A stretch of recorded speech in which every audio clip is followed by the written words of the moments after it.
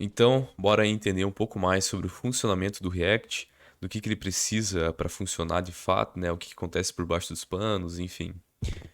Bom, começando aqui, queria logo começar falando, né, que React ele é basicamente JavaScript.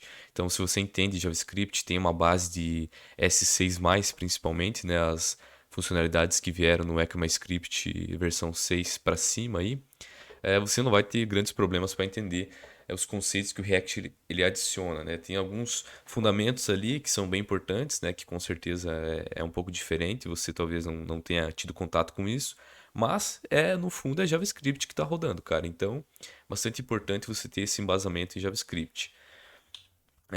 Alguns desses conceitos que foi citado, que ele adiciona, eu posso, né, colocar aqui os componentes, né? Isso aqui é praticamente, sei lá, 60% do nosso tempo que a gente vai estar ali componentizando as coisas, colocando lógica nesses componentes, enfim, tudo bem separadinho.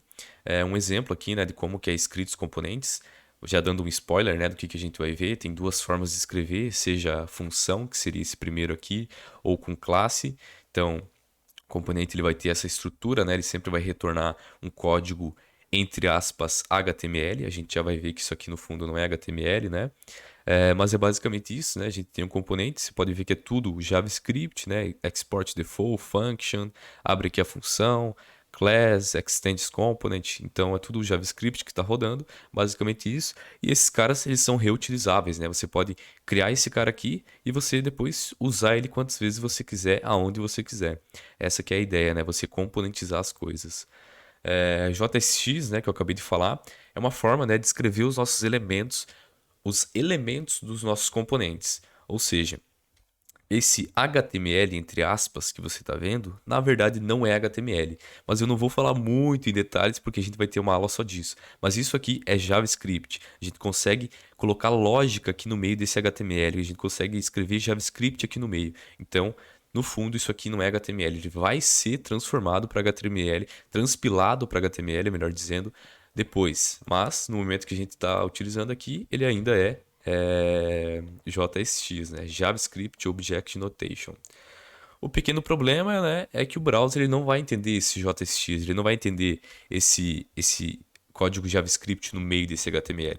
E aí, para isso, a gente vai precisar de um transpilador, que a gente vai, né, acaba utilizando o mais famoso aí, que é o Babel, que é uma ferramenta, né, essencial para o funcionamento do React, né? Outra ferramenta que é essencial para o funcionamento é o Webpack, que é muito necessário, né? É ele que vai permitir que o JavaScript faça importação de arquivos de imagem, de CSS, enfim, tudo isso através dos loaders, né? Os loaders do Webpack. E outro ponto muito importante que ele traz para a gente é que ele vai servir como nosso bundler. Ou seja, ele vai pegar todos os arquivos JavaScript que tiver no nosso projeto e transformar tudo, vai converter isso em apenas um arquivo JS. Quando você dá o build do seu projeto, lá no final você vai ter somente os arquivos de estilo, de imagem e um bundle.js. Que isso ele já cuida de toda a questão de importação, para você não ter conflito de JavaScript no final, nem nada. Sai tudo bonitinho para você. O Webpack cuida disso. Aqui, né, como último tópico, a gente falar sobre como a gente pode usar o React. Tem algumas maneiras aqui, eu citei, né, três pontos aqui. Primeiro, podemos começar um projeto do zero, totalmente do zero, né, configurando o Babel na mão, o Webpack na mão, o que é um trabalho que pode ser interessante dependendo do que você precisa, mas não vai ser o nosso caso aqui, né? A gente já vai falar sobre isso. Mas com certeza você pode começar do zero, totalmente do zero, configurando tudo na mão, do jeito que você quer configurar. Você pode adicionar o React apenas em alguma parte, né, de um projeto que você tenha criado, seja em, sei lá, qualquer tecnologia que você tenha aí, você pode adicionar o React em uma parte do projeto.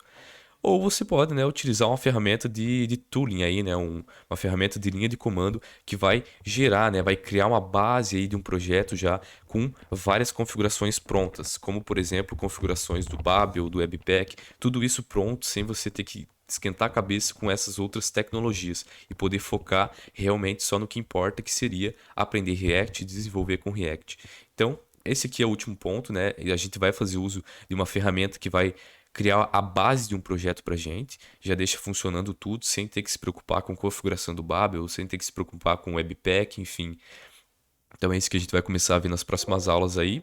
E seria basicamente isso que eu queria trazer para essa aula, né? Bora para a próxima aula começar a criar esse projeto, entender melhor sobre a ferramenta que a gente vai utilizar para gerar e meter a mão na massa que tem muito conteúdo vindo aí. Bora lá.